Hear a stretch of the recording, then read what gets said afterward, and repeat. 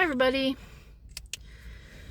So it is Saturday, 2 days after Halloween, favorite day of the year, and I was gonna try to get a video out to you guys to say happy Halloween, best day of the year, don't want to miss it, but I spaced on it. Mostly we just ate candy and I watched It Chapter 1 again. So this month was a little bit, I wouldn't say it was a complete bust, but definitely not a complete success either. I've almost given up on Dracula again. I'm just not enjoying it. Because you could just go on and on and on and on before anything interesting happens. Now, on the plus side, there's some genuinely creepy stuff. There's some nice writing, description of the Hungarian countryside and so on. And the characters are interesting. And I will give absolute mad props to the reader.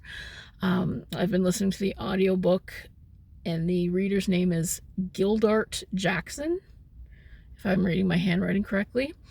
And he does a different accent for every character. It's fantastic. But the story, how is it that something that has spurred so much culture, pop culture I should say, for more than a century can be so damn boring? Blech. And speaking of boring, I also tried to listen to the audiobook of Carmilla by J.S. LeFanu. This one was read by Jody Harris, and she does a very good job too. But I just found myself, my thoughts wandering off. So in the case of Carmilla, sorry, I should stop clicking this pen. I have a pen in my hand in case you're wondering what that clicking sound is. Sorry, I'm just playing with it. In the case of Carmilla, I went and I listened to the BBC radio play. Actually, I just finished listening to it. You can find it on YouTube. Unfortunately, I tried to go to the BBC site and listen to it directly, but for some reason outside of the UK, BBC site doesn't allow me to play anything. So poo on you, BBC. But the radio play was interesting because, Carmilla is supposed to, I guess I should tell you the story. And again, it's a diary found in the artifacts of a doctor who's studying the story, and he's telling it to somebody who's, you're never allowed to just read the story from the perspective of the person writing the story. It's really, really annoying. And that's one of the things that I just am not liking about Dracula. I'll get back to that in a minute. So Carmilla is about this young woman by the name of Laura, and when she's much younger, she has a dream about, she looks at the end of her bed and there's a woman standing there. It scares the crap out of her. And then she feels this puncturing sensation, the stinging sensation in her breast, and then the woman disappears. I think she's hiding under the bed or something. And, all her life she believes it's a dream. So 12 years later, she and her dad are out driving around in the countryside, and they come across this lady, this regal woman who says, "Oh, you got to take my daughter. It's a matter of life and death. Where's there an inn?" And they're like, "Oh, well, we'll take her in," as you do. So they take in this young woman, Carmilla. And Carmilla and Laura become really good friends. And the play is awesome because every time they're together, they're like, "Oh," there's like all this gasping and sighing, like, "Oh, I've waited my whole life." It's quite hilarious. What they're wanting to do, but the bounds of propriety don't quite let them tear each other's clothes off and go at it right there. But it's on their minds. And oh, I'm just so sleepy. the whole time I listened to it, I'm like, geez, what the hell is going on here? Anyway, has to be heard to be believed, but like I said, you can find it here on YouTube. So that's Carmilla. It wasn't that bad. I'm not a big fan of classic literature that started as, you know, a penny a word serial, because they have to draw it out and draw it out and draw it out. And that's why they have, you know, oh, this is the framing device of the doctor who's talking about a case that he had, and this is the diary that was found in his effects, and then she goes on and she gets a letter from somebody, and let's read the letter, and then they stand there and reading it to each other and talking about it to each other. And that's the problem with Dracula too, is the whole book is epistolary, and it's Jonathan Harker's journal, and he's writing about all this creepy stuff that's happening to him, and then, oh, I don't know what's going to happen next. And then, you know, Mina's writing in her diary, and then Mina's writing a letter to what's her name, Lucy, and Lucy is talking about all of this stuff that's going on, and it's just so annoying. And then there's the log from the ship where everybody came back dead, and it's like, why do we need to? I mean, what bothers me is that we know they lived to write it down. So why in the hell are we at all worried about them? There's no stakes. That's the problem with framing devices. There's no stakes. You know they lived. Anyway, that's just my personal pet peeve. But I know that these books were originally published as serials, so they had to draw it out for, you know, months at a time, right? In addition to trying to read Dracula for a very long time, part of the reason that I wanted to revisit it was that there's a new film, a new version of Salem's Lot that's just been released. And I kind of pulled out my copy of Salem's Lot, looked at it, went, no, I'm not going to reread that. But what I did do was I listened to the BBC radio play, and that was actually what led me to listen to the Carmilla radio play. And the BBC radio play is very good. It's quite a faithful adaptation of the original novel, which you wouldn't think would be that great, but it really, they did a good job. And part of the fun is that Barlow is played by Doug Bradley, who did Pinhead in the series, so in the Hellraiser series. So he does a really good job. And Salem's Lot, as you know, is a story about vampires invading a small Maine town. And I watched the new version of the movie. Ooh, it's the third adaptation. I watched the 1979 version when I was a kid, and that part with Ralphie, that scared the crap out of me. That was a really scary adaptation.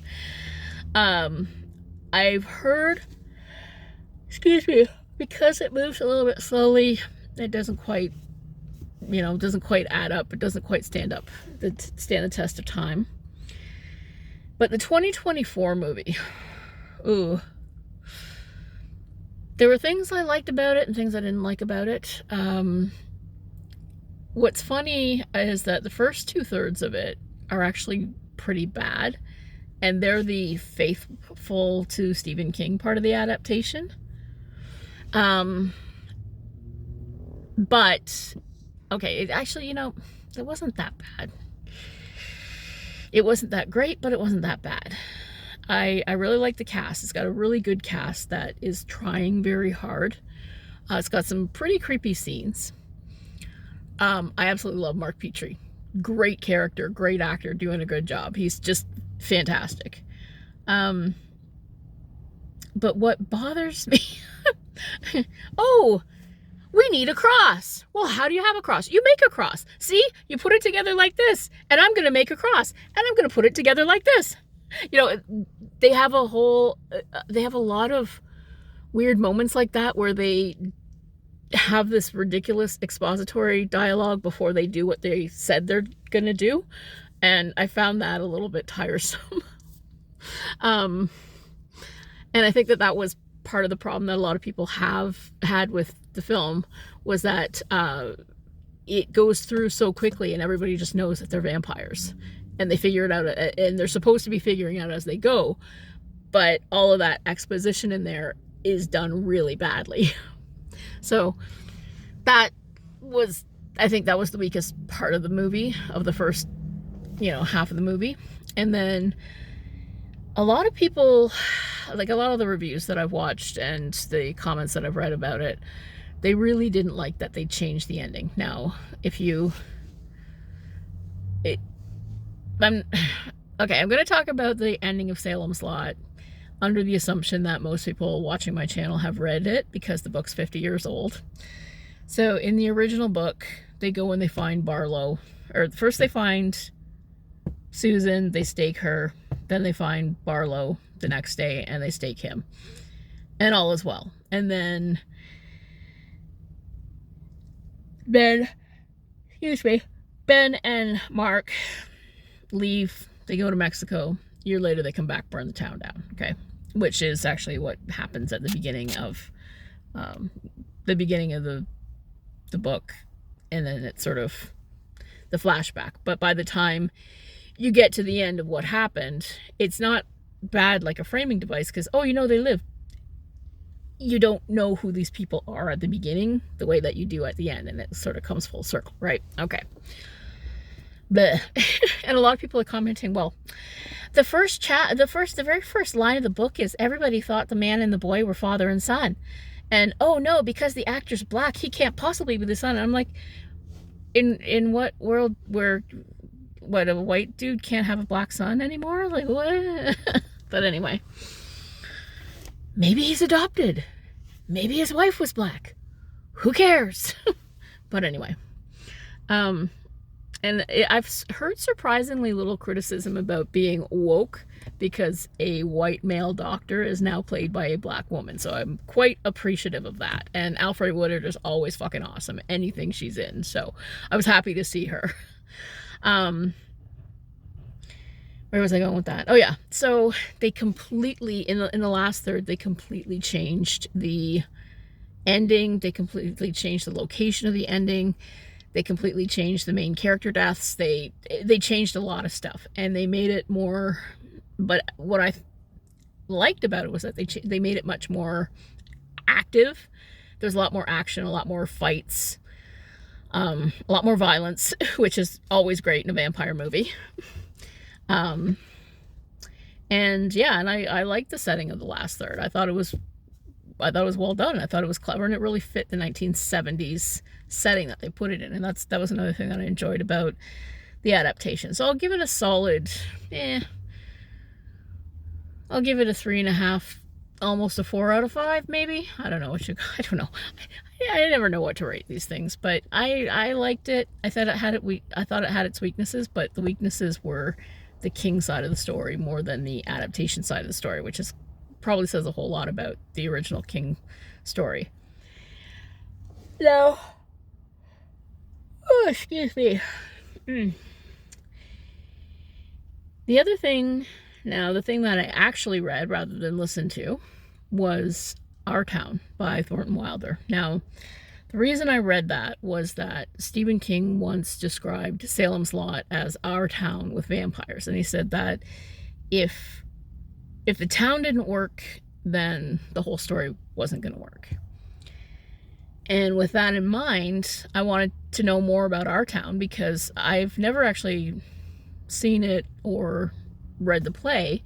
I know it exists because Mike Seaver and his girlfriend and Growing Pains were in a production, and Winnie from The Wonder Years was in a production of it. But I was surprised. I really liked it. It was a really interesting play. I thought that the characters, for the fact that you don't spend a lot of time with them, they're really well drawn. And I thought it really nailed just the minutiae of, that small town life. Everything's very peaceful. You've got your gossip, you've got your little petty dramas, you've got, and it's everything. It's life, it's marriage, it's death. These are like the things that are important in a small town where not much really does happen. And know that I haven't watched it yet, but there is a production of it starring, well, what's his name? What's his name?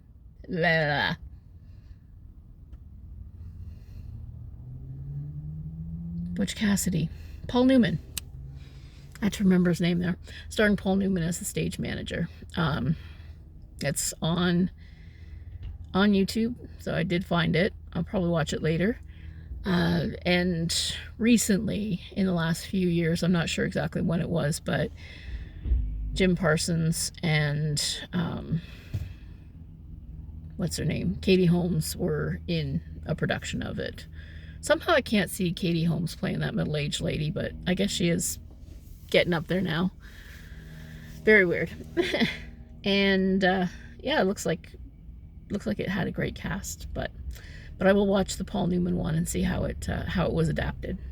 So yeah, Our Town, good play. I'm not surprised it stood so long as sort of an example of Americana. It won the Pulitzer Prize. It was, and I can also understand why there's so many high school productions of it, because there's room for a lot of parts, even non-speaking parts. So everybody that tries can have a part, right?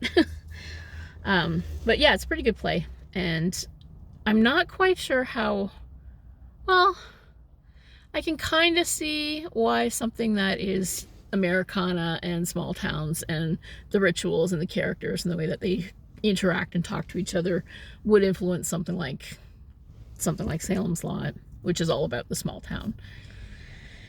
And that part of it tends to be left out of the film adaptations because they don't have time to have that many characters. All right, and then the last thing that I read was Legend of Sleepy Hollow by Washington Irving, which is one that's been on my list for a while. That's a really good story. It's a little tongue-in-cheek. It's a little bit of a mystery as to what actually happened to poor Ichabod Crane. You know the story. He's this gawkish kind of school teacher trying to woo a woman. She rebuffs him at a dance. He goes out and interacts with the specter of the haunted, or the headless horseman, who is said to ride up and down late at night. And just when he thinks he's getting away, bad things happen to poor Ichabod Crane. But other reports say that he's still alive somewhere. And it's entirely possible that it was the town bully all along. So, nice little fallish Halloween story. So that was what I got through this month. It's November. There's a couple things out there. One of them is Nonfiction November. I mentioned before that I'm going to try to get through the Shirley Jackson biography, A Rather Haunted Life, which has been sitting on my Kindle forever.